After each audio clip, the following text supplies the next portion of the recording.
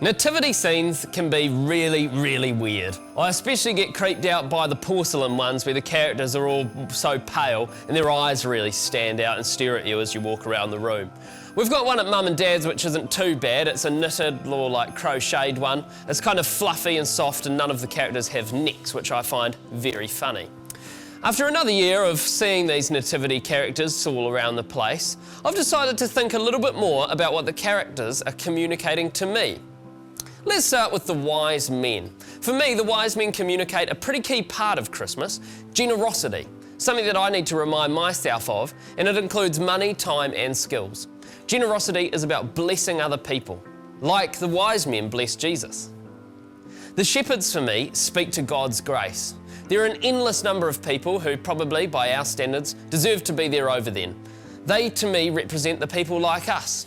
The unexpected, the lowly, the people with mullets who get judged. God invites us, the underdogs, to be a part of His every glory.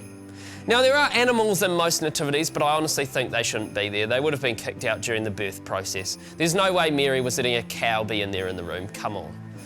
Joseph is a guy that doesn't completely know what's going on, but still chooses God. Very relatable for me.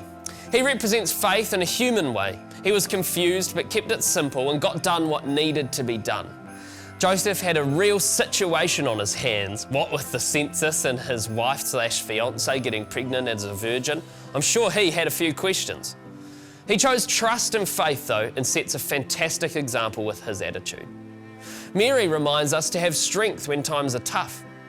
She would have been ridiculed for being pregnant out of marriage. She had to ride on a donkey because they were forced to travel to a different town. Exhausted, she gives birth in a glorified stable. Pretty big ask for anyone, let alone the person tasked with bringing the baby Messiah into the world.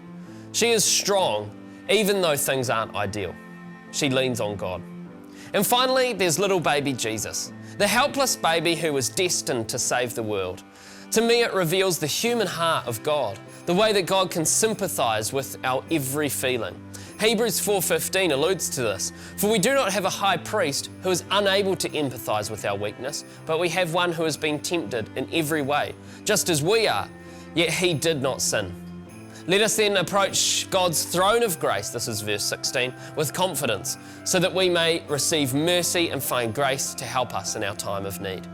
Here in the manger, baby Jesus represents the high priest, who is in almost every way the same as you and I.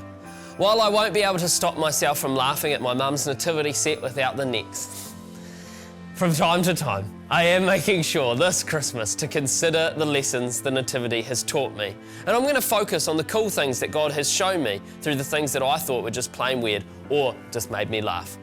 Have a great Christmas.